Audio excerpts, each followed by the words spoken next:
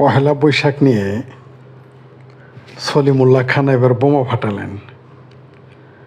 সেই বোমার আঘাতে বাংলাদেশের পেয়ারা পাকিস্তানিদের, বিহারিদের এবং বিহারি মাইন্ড সেট আপের মানুষগুলো হৃদয় ভেঙে চৌচির হয়ে যাবে। ঘটনাটা তাহলে খুলে বলি। আজকে আমাকে একজন একটা লিঙ্ক পাঠিয়েছে, যেখানে আহমদ ছফা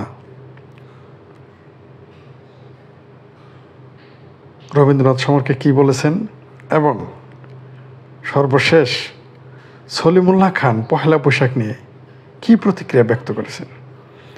এবং তিনি আমাকে পাঠিয়ে দিয়ে আবার ফোনে বলেছেন, আপনি তো খুব সমালোচক, আবার নিজেকে দাবি করেন যে আপনি নাকি সাদাকে সাদা বলেন, কালাকে কালা। আমি বললাম হ্যাঁ। বলো তাহলে আপনি তো আহমদ ছফা এবং সলিমুল্লাহ খানকে তুলোধুনো করেন, তার ভাষায় আর কি, আমি বলি নাই। তারা যদি সঠিক কথা বলে সেগুলো কি আপনি বলবেন? কেন বলবো না? তারা কেন, কোনো দুশ্মনও যদি সত্য কথা বলে আমি তো বলবো। তখন তিনি এগুলো পাঠিয়ে দিয়েছেন। এটা হচ্ছে ঢাকা বিশ্ববিদ্যালয়ের লিটারারি সোসাইটি নামে এখান থেকে কাট করে আমাকে পাঠিয়েছে। সেখানে আহমদ ছফা বলেছেন, আমার যতটুকু মনে পড়ে আমি বলতেছি, যে বাংলা সাহিত্যে রবীন্দ্রনাথের রচনা ছাড়া আমার মন বসে না। কি বলেছে শুনেন, কে বলেছে? আহমদ ছফা, যা বাংলাদেশের বিহারি মাইন্ডসেট আপ, পেয়ারা পাকিস্তানের প্রিয় ব্যক্তিত্ব। তিনি বলেছেন, মানে যারা রবীন্দ্রনাথ বিরোধী তারা কিন্তু আহমদ ছফার মুরিদ। সবাই 99% আহমদ ছফা মুরিদ হচ্ছে রবীন্দ্রনাথ বিরোধী। সেই আহমদ ছফা বলেছেন, বাংলা সাহিত্যে রবীন্দ্রনাথের রচনা ছাড়া আমার মন বসে না। এটা যদি আমি বলতাম, এটা যদি মুনতাসির মামিন বলতো, এটা যদি তসলিমা নাসরিন বলতো, এটা যদি শামসুর রহমান বলতো, এটা যদি নির্মলেন্দু গুণ বলতো বা অন্য কেউ বলতো, একেবারে এদের ভারতের দালাল, হিন্দুর দালাল বলে ঢোল পেটানো শুরু করতো। কিন্তু বলেছেন কে? খোদ আহমদ ছফা। চমৎকার একটা কথা বলেছেন। মানে তিনি এটা বলতে তিনি এই বলেন না যে তিনি কোনোটা পড়েন না বা তার রুচি নেই। তিনি রবীন্দ্র সাহিত্যের গুরুত্ব, রবীন্দ্রনাথের লেখার গুরুত্ব বোঝানোর জন্য তিনি এটা বলেছেন। কারণ আহমদ ছফা তো কম পড়েন নাই, তিনি লিখেছেন। আবারও রিপিট করতেছি, আমি আসলে অবাক হয়ে গেছি তিনি এই ধরনের কথা লিখতে পারেন, আমার ধারণা ছিল না। তিনি বলেছেন যে বাংলা সাহিত্যে রবীন্দ্রনাথের রচনা ছাড়া তার মনই বসে না। আমি জানি না আহমদ ছফা স্যারের এই কথাটা সলিমুল্লাহ খান স্যার বলেছেন কিনা প্রথম, আমি জানি না, বললো আমার নজরে আসে নাই। তিনি এক কথায় রবীন্দ্রনাথের মূল্যায়ন করে দিয়েছেন। অথচ এই রবীন্দ্রনাথকে কখনো বলতেছে নজরুলের নোবেল পুরস্কার চোর, কখনো বলতেছে লালনের সঙ্গীত সুর চোর, কখনো বলতেছে কেন মুসলমান নেই বলে নাই, কখনো বলতেছে ঢাকা বিশ্ববিদ্যালয় প্রতিষ্ঠার বিরুদ্ধে। মানে হেন ব্লেম নাই যে রবীন্দ্রনাথের বিরুদ্ধে এই বাংলাদেশের এই পাকিস্তানপন্থীরা তার বিরুদ্ধে অপপ্রচার চালাচ্ছে না। তবু রবীন্দ্রনাথকে তারা ঠেকাইতে পারে নাই, খোদা ইউখানি পারে নাই। এরা আর কি করবে? যাই হোক, এবার আসি পহেলা বৈশাখ নিয়ে। পহেলা বৈশাখ নিয়ে তো বাংলাদেশের মৌলবীরা এর পিছনে আগে থেকে লেগে আছে, এইবার তো আরও বেশি লেগে গেছে। বিশেষ করে 14 কিলোমিটার লম্বা যখন একটা আলপনা আঁকছে, এদের বুকের ভিতরে 14 কিলোমিটার লম্বা একটা চাকু বিঁধে গেছে। আমি বস্তুবাদী মানুষ, আমি সমাজতান্ত্রিক রাজনীতি করি, মার্কসিস্ট। আমার কাছে উৎসবের কোনো মূল্য নাই, সেটা ঈদের উৎসব হোক আর বৈশাখের উৎসব হোক। তবে আমি চাই মানুষ উৎসব করুক, সেটা যে কোনো উৎসব হতে পারে, ঈদ হতে পারে। যদি ইসলামে উৎসব নাই, ইসলাম ধর্মে পৃথিবীতে একটাই ধর্ম যার কোনো উৎসব নাই, এটা আপনাদের আমি নিশ্চিত করেই বললাম, দায় নেই বললাম, নাই। অনেকবার পড়ে দেখেছি, বুঝে দেখেছি, শুনে দেখেছি, গবেষণা করে দেখেছি। ইসলাম ধর্মে পৃথিবীর একমাত্র ধর্ম যেখানে কোনো উৎসব নাই। তবুও ধরে নিলাম 2টো ঈদের উৎসব আছে। মানুষ উৎসব করুক, আমার ভালো লাগে। মানুষ পুজো করুক, উৎসব করুক, মানে পুজোর উৎসব করুক। আমি পুজো বলি নাই, পুজোর উৎসব। ঈদের ইবাদত বলি না, ঈদের উৎসব। এটা আবার মনে রাখেন। আবার বললেন না যে আমি ঈদ করতে বলছি, পূজা করতে বলছি। পূজার উৎসব, ঈদের উৎসব আমি আনন্দ পাই। পয়লা বৈশাখের উৎসব আমি আনন্দ পাই। আমি সবগুলোতে আনন্দ পাই, উৎসবে আনন্দ পাই। উৎসব মানুষ করুক, মানুষ খুশি থাকুক। আমি যেহেতু মার্কসিস্ট, আমার কাছে জাতীয়তাবাদের কোনো মূল্য নাই।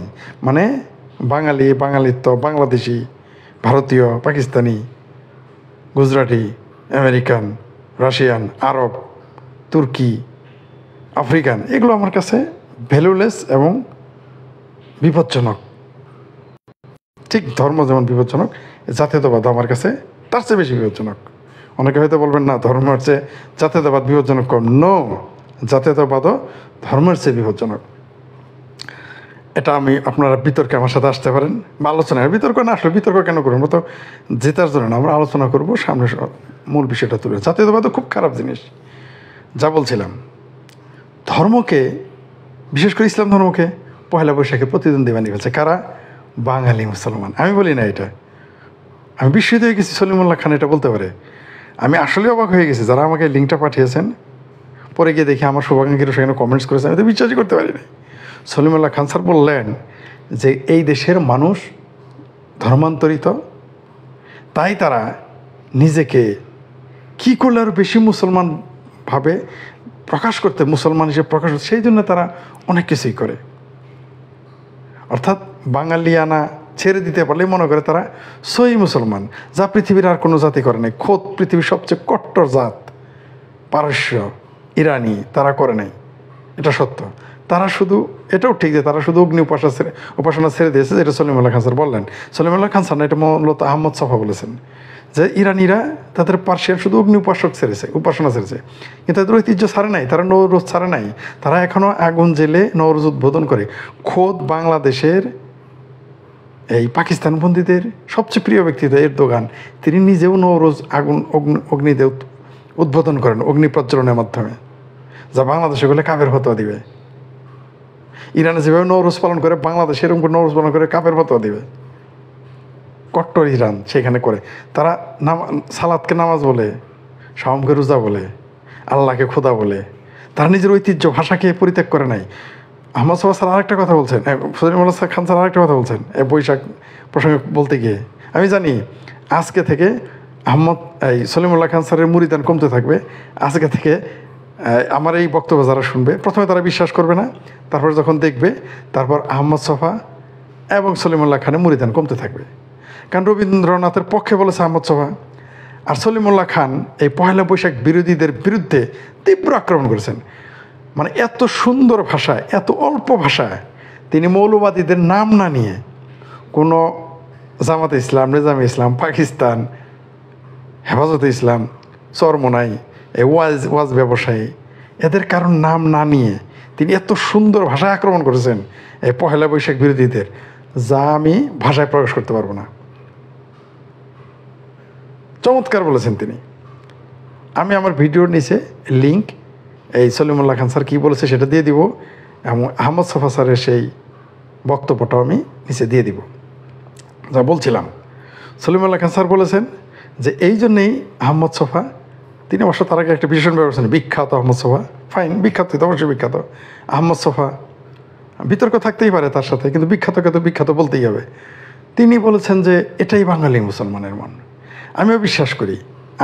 আমার মনে হয়, আমি জীবনানন্দ দাশের কবিতা পড়ার, মানে একটা জিনিস বারবার পড়েছি, সেটা আমার কাছে একটা হচ্ছে কমিউনিস্ট ম্যানিফেস্টো, যেটা আমি বারবার পড়ি, আর একটা হচ্ছে জীবনানন্দ দাশের কবিতা। আর একটা জিনিস আমি বেশি বেশি পড়েছি, যাকে আমি পছন্দ করি না, সেটা হলো আহমদ ছফার বাঙালি মুসলমানের মন। এই প্রবন্ধটা আমি অনেকবার পড়েছি। এই প্রবন্ধটাকে আমি প্রথমে এড়িয়ে গেছি, এটা কি আহমদ ছফার আর কি, তার এই প্রবন্ধটাই সবচেয়ে গুরুত্বপূর্ণ। তার যত প্রবন্ধ আছে সবচেয়ে গুরুত্বপূর্ণ এবং সৃষ্টি, আমি মনে করবো এটা সৃষ্টি। বাঙালি মুসলমানের মন প্রবন্ধটা আপনারা পড়বেন, পড়ে আমার সাথে একমত হন না হন, অন্তত দ্বিমত করতে পারবেন না এখানে শুনে কী লিখেছেন। এটা আমিও মাঝে মাঝে বেশি পড়ি। তো সলিমুল্লাহ খান স্যার যে বললেন যে আসলে বাঙালি মুসলমানেরা নিজেদের মুসলমান কনভার্টেড তো তারা ধর্মান্তরিত তো মুসলমান, নিজেদের জাহির করার জন্যে তারা বাঙালি আনাকে ছেড়ে দিচ্ছে, তারা বাঙালি তোকে অস্বীকার করতেছে। আবার সেখানে কমেন্টসে দেখলাম অনেকেই লিখেছে আমরা মুসলমান, আমরা বাঙালি না। কেউ লিখছে আমি আগে বাঙালি, আগে মুসলমান পরে বাঙালি। কেউ লিখছে ইসলামের সাথে বৈশাখ যায় না। এবং আহমদ সলিমুল্লাহ খান স্যারের কঠোর সমালোচনা করে নাই, কারণ তারা তো তার মুরিদ। কারণ ভয় পাচ্ছে একটু, কারণ বেচারা অনেক কথা লিখছে যা তাদের পক্ষে, তাই সরাসরি তাকে গালাগালাজ করে না। কেউ কেউ করেছে, কেউ কেউ বলতেছে মতিভ্রম ঘটেছে ইত্যাদি ইত্যাদি, মানে আপনারা পরে দেখতে পারেন সেখানে কী বক্তব্য তারা দিয়েছে। তো এই যে আমরাও যা বললে তখন গালাগালি শুরু করতো রবীন্দ্রনাথের পক্ষে বললে, যেটা আহমদ সাহা বলে গেছেন। আর সলিমুল্লাহ খান স্যার তো স্পষ্টই বলে দিলেন। ইভেন তিনি মুখোশের ব্যাপারে বললেন, উপস্থাপক প্রশ্ন করতেছে যে এই মুখোশ নিয়ে আপনি কি বলতেছেন, মুখোশ নিয়ে আপনি কি বলেন, এটা কি নাকি ইসলাম বিরোধী? সলিমুল্লাহ খান স্যার এর চমৎকার জবাব দিয়েছেন এই মুখোশ নিয়ে, যা আমাদের জানা ছিল না, এই যুক্তিটাও আমরা খুঁজে পাইনি। চমৎকার একটা ঐতিহাসিক এবং বাস্তব যুক্তি তিনি তুলে ধরেছেন। এটা বাংলাদেশের যারা পয়লা বৈশাখ উদযাপন করেন তাদের প্রত্যেকের জানা থাকা উচিত। তাহলে এই যারা বৈশাখ বিরোধী মুসলমান এদের একেবারে কানের লতি ধরতে পারবেন। যেমন তিনি বলেছেন যে আফ্রিকানরা তো সবচেয়ে ইসলাম ধর্ম স্প্রেড করতেছে এখন আফ্রিকায়, এটা সত্য। সেই আফ্রিকায় তো মুখোশ ছাড়া তার জীবন কল্পনাই করতে পারে না। আফ্রিকা মহাদেশে গিয়ে যদি কোনো মুসলমানকে বলেন মুখোশ পেরো না, তাহলে তো আপনার কানের নিচে দুইটা মায়ের দিয়ে একটা কান পট্টি গরম করে দিবে। আর বাংলাদেশের এই মুখোশকে বলছে বাংলার লোকসাহিত্য বলে উপস্থাপন করেছেন সলিমুল্লাহ খান স্যার, যা বাংলাদেশের আমরা যারা প্রগতিশীল এত সুন্দর যুক্তি তথ্য উপস্থাপন এখনও করতেই পারি নাই, মানে আমি অন্তত পারি নাই। পয়লা বৈশাখের পক্ষে এত সুন্দর যুক্তি আমি আবারও বলছি, এটা আমি কেন করি না, আমার কাছে কোনো আমি জাতীয়তাবাদে বিশ্বাস করি না, কারণ আমি মার্কসিস্ট, আমার কাছে এগুলোর কোনো দাম নেই। আমি চাই পুরো পৃথিবী ধর্ম জাত পাত সীমান্ত বর্ণ মুক্ত হোক, মানুষ এক হয়ে যাক, আমার চিন্তাটা এইখানে। আবার কেউ আমাকে দেশত্রী মনে করেন, এর জন্য আবার এটার অপব্যাখ্যা করেন না। যা বলছিলাম, এই মুখোশ হচ্ছে বাংলার লোকসাহিত্য। এটা কে বলেছে? সলিমুল্লাহ খান স্যার। তাই এই সমস্ত এই ধর্ম ব্যবসায়ীদের কথা মানার আপনার দরকার নাই। সলিমুল্লাহ খান হলো তাদের বড় পীর, পিনাকির পরে যে বড় পীর, আসলে বড় পীর হওয়ার কথা ছিল সলিমুল্লাহ খান স্যার। সলিমুল্লাহ খান স্যার পিনাকির মতো তো মিথ্যা বলতে পারে না সুন্দর করে, তাই অন্তত তাই জুনিয়র তিনি পীর। সবচেয়ে বড় পীর হচ্ছে পেনিক ভট্ট, যে মিথ্যাবাদী, চরম মিথ্যাবাদী সে। তো সলিমুল্লাহ খান স্যার তাদেরও পীর। যেই না আপনাদের সামনে সলিমুল্লাহ যে এরা এই পয়লা বৈশাখে বিরোধিতা করবে, সলিমুল্লাহ খান স্যারের ওয়াজটা খুতবাটা তাদের শোনাই দিবেন যে মুখোশ হচ্ছে বাঙালিদের লোকসাহিত্য, আর আফ্রিকা মহাদেশে মুখোশ ছাড়া ওদের জিন্দেগি কল্পনা করতে পারে না, সেটা মুসলমান হোক খ্রিস্টান হোক আর যাই হোক, মুখোশ ছাড়া চিন্তাই করতে পারে না। এগুলো প্রাচীন বিষয়। মুখোশ পরা মানুষের পুরাতন স্বভাব। এর মধ্যে ধর্মকে আনা মানে নিজেকে বেশি বেশি মুসলমান প্রমাণ করা। আসলে তিনি বলতে চাইছেন যেটা more Catholic then the pope, অর্থাৎ আরবের চাইতে বড় মুসলমান সাজার জন্যে এই বাংলাদেশের দ্বিতীয় শ্রেণীর মুসলমান যারা, এরা নিজেকে জাহির করার জন্যে যে কোনো কিছুতেই ইসলাম নিয়ে আসে, যে কোনো উৎসবে ইসলাম নিয়ে আসে। কিন্তু আরেকটা কথা স্যার বলেন নাই, যেটা তিনি মানে স্বেচ্ছায় অথবা পরিকল্পিতভাবে অথবা ইচ্ছাকৃতভাবে তিনি এড়িয়ে গেছেন। সেটা হচ্ছে আসলে যাহা মুক্তিযুদ্ধ, যাহা ভাষা আন্দোলন, যাহা বাংলাদেশের শিক্ষা ও সংস্কৃতির সাথে জড়িত, এগুলোর সাথে বাংলাদেশের মৌলবাদী গোষ্ঠীর বিরোধ ছিল, আছে, ভবিষ্যতেও থাকবে। কারণ এরা কোনোদিনই বাংলা ভাষা, বাংলা সংস্কৃতি, বাংলা ভাষা আন্দোলন, বাংলাদেশের মুক্তিযুদ্ধ এরা মেনে নিতে পারে নাই, মেনে নিতে পারবেও না। এই গোষ্ঠীটা সবসময় বিরোধিতা করবেই। আমাদেরকেও সচেতন থাকতে হবে। আমরা যারা বাঙালি, আমি বারবার বলেছি, আমি 1300 বছর যাবৎ বাঙালি, কিন্তু আমি 1300 বছর যাবৎ মুসলমান, কিন্তু আমরা 3000 বছর যাবৎ বাঙালি। তাই আমরা আগে বাঙালি পরে মুসলমান, যেটা ডক্টর মোহাম্মদ শহীদুল্লাহ বলেছেন, আমরা আগে বাঙালি পরে মুসলমান। মৌলানা ভাসানী একটু বলতে সাহস পান নাই, যেহেতু মৌলবী মানুষেরও। তিনি বলেছেন আমি মুসলমান এবং বাঙালি। মৌলানা ভাসানী এটা বলেছেন যে আমি মুসলমান এবং বাঙালি। তিনি আরও টিজ করে বলেছেন যে কৃষ্ণচূড়া কি নাম দিবা কি ফাতেমা চূড়া। তিনি পাকিস্তানিদের নিজেদের মুসলমান যখন তারা বলল, পাকিস্তানিরা আমাদের মুসলমান মনে করতো না 71 সালে, এখনও করে না, কেউ কেউ, যেমন আরাবিয়ানরা ভারত বাংলাদেশ পাকিস্তানের মুসলমানদের মুসলমান মনে করে না, হাফ মুসলমান মনে করে, কনভার্টেড মুসলমান করে, যেটা আমি বারবার বলি, আপনারাও জানেন। তো যখন পাকিস্তানিরা আমাদের মুসলমান মনে করে নাই, মৌলানা ভাসানী চমৎকার একটা কথা বলেছিলেন। সেই কথাটা খুব ভাসানী ভক্তরাও, ভাসানীর যারা এখন চেলা পরিচয় দেন, নিজেরা ওই কথাটা বলেন না, লজ্জা পান।